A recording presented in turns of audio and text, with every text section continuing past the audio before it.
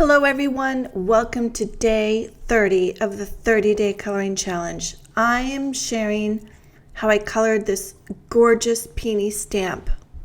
I used colored pencils and this video was an hour and a half. So first, focus on these gorgeous papers. They're prints of some watercoloring. And the same person, I don't know how to pronounce her name, but on one of the things she has, it says made by .b, and then it's EUN S with the dot over it and S with the dot over it. Inu. Her last name is Jung, and she's on Instagram, and she's so freaking talented. Look at this.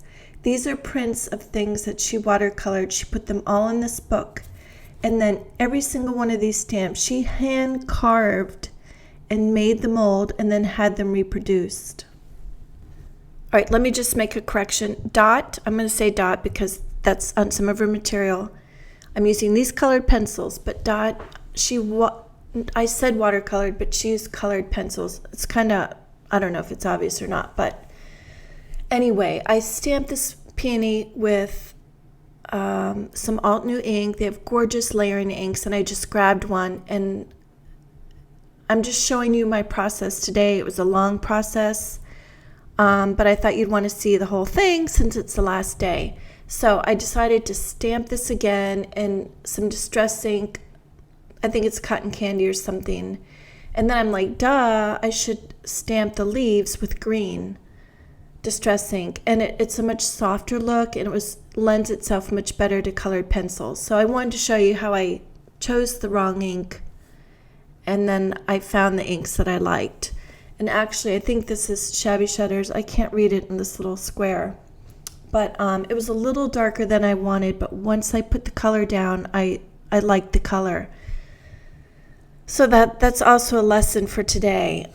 So I'm just going to be jumping all around. Like I said, it was an hour and a half video, and so let's just go with it. Now, these are really heavy stamps, and I think they're too heavy for the MISTI. So I just laid my paper on top and then put this block on top to give it even pressure, and that worked great. It was perfect. And these stamps, they're the perfect size for Copics, for watercoloring, because the leaves are a nice, generous size. The petals and the leaves are nice size. I really love every single stamp. And I'm giving one of them away. She was so generous and sent me all of her stamps. And I want to spread the kindness, and I have the heart to only give one away. So I'll be giving one away on my blog today. And then you've seen I've had lots of giveaways during the week. Now, I'm referencing her book that you can see above the card that I showed you at the beginning of the video. And I have it sitting in front of me, but I didn't refer to it as much as I should have. But nonetheless, I'm happy with how it turned out.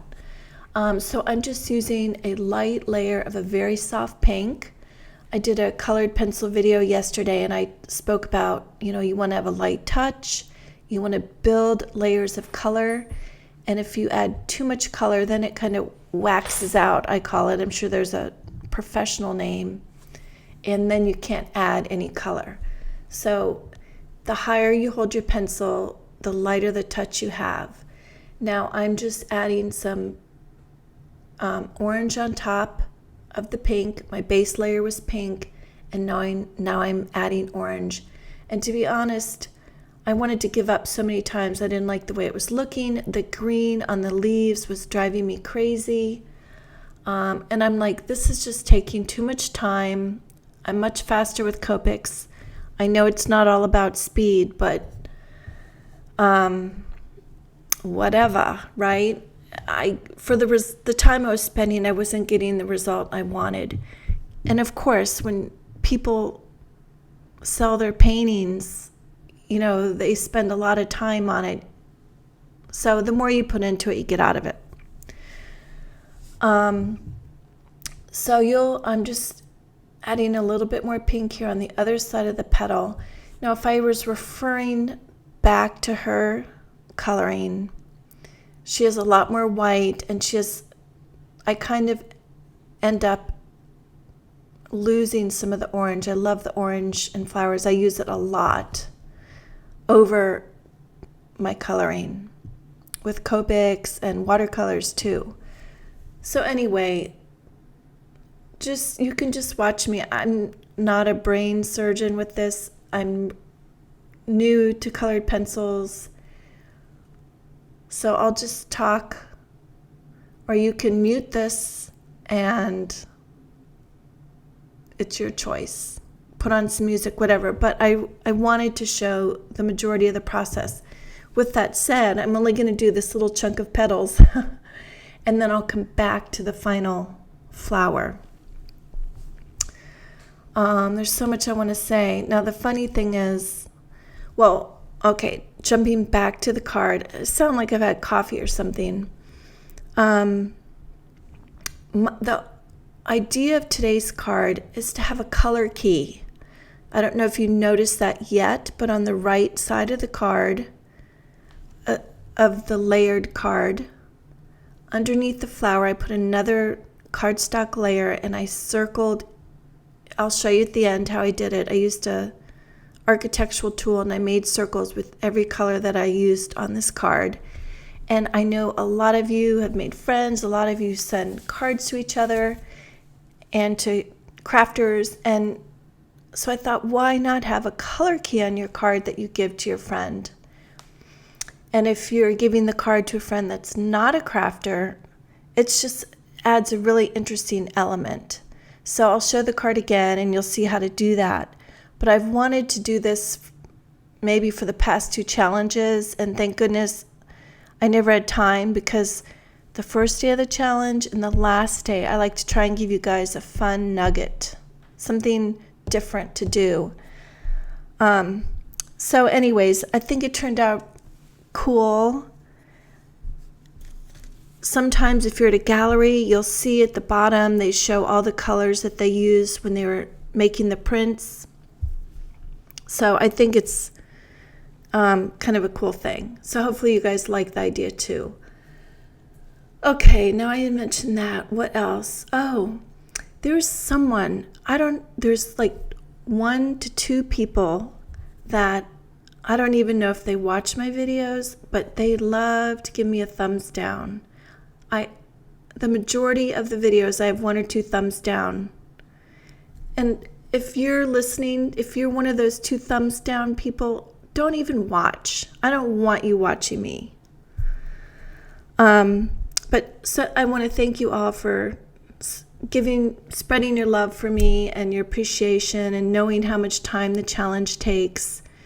And I do it for you guys and for me. I love it, and I know you guys love it and appreciate it. And you guys just give me a warm, fuzzy feeling every single day when you're uploading your beautiful art and you're sharing on Instagram.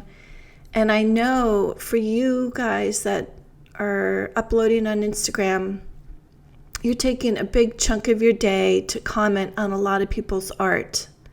And I know how much time that takes, and that you're the reason why this has built a nice community of wonderful crafters, because you guys take that time to leave that love for people.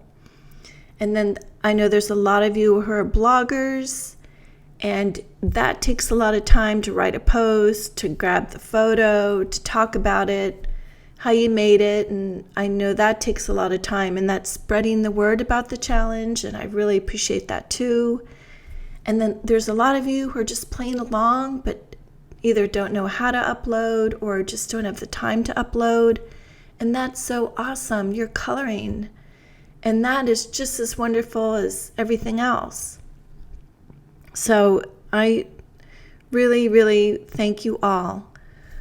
Okay, now I always joke that I talk backwards, which I'm doing right now because I wanted to tell you something before this. So, my story about yesterday was I wanted to do a video just when I started the challenge. I had a video of me on camera, and remember that flowered shirt? Lisa did a card with that pattern and sent it to me, and it looked so much like my shirt, and I wanted to show that in the video. So I'm like, okay, this was yesterday. I'm like, I want to do a video. I'm going to say thank you so much and how much you guys mean to me, and you inspire me so much, and you all are talented.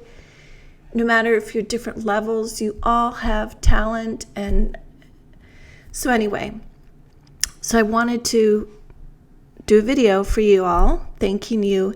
So, I mean, every day I put on makeup, but I did my hair a little nicer and had on my lipstick and pulled up the video, and I couldn't figure out how to press the record button on this particular way that I was doing it, and I just couldn't figure it out.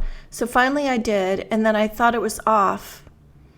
So as it turns out, I record what I wanted to say and thank you so much and all that, and then I turn it off, and I'm eating my roasted cauliflower at my desk and looking around and looking at my phone, and then I leave the room, and then it took forever to upload. And this morning I took a look at it, and it was recording everything I did after I turned it off. I wasn't turning it off, I was turning it on. So recorded me eating the cauliflower and looking at my phone and just crazy stuff. The lights going off, the lights coming back on. I mean, it was just hours and hours. So I didn't get the footage I wanted. And then I didn't have time to do another video today in addition to this colored pencil one. So I'm sorry for rambling, and the bottom line is I love you guys, and I'm very, very grateful, and that's all I'm going to say about that. So back to the flower. Now I've picked up a brown pencil, and I'm just trying to go into the nooks and crannies. I'm always saying, whether you're using watercolor or Copic markers or alcohol markers, always adding a little bit of a darker color in the little nooks and crannies, just like a little smidge. It really, really makes your coloring pop. So I'm going around my image here, just adding some browns, and I'm going to speed this up. All right, now I'm referencing her coloring, and I'm seeing what I can add. And you'll see she has a lot more bright orange. So that's why I wish I referenced this sooner. Even though it was in front of me, I just got in the zone. So I'm pulling some orange on this right side of all the petals here, and then I'm going to super speed it up. But next time I want to do this again. I should try and do the same flower. She didn't use quite as many colors, I don't think. But, and it also, when I'm looking really close at the book, it almost looks like she used a textured paper, which pulls, gives you a little bit more texture in your coloring. So I want to try the colored pencils on watercolor paper on the other side to see how that would look. But anyways, I'm not complaining. I'm happy with this, how it came out. I mean, it took me like an hour and a half. I wanted to give up many times, and then finally it started coming together. Now, if you take a close look at her picture here, you'll see there's some pops of bright red throughout the flower. So I've taken the same red that I used. It was my second color. I started with the light pink, then orange, then red, and then a deeper red.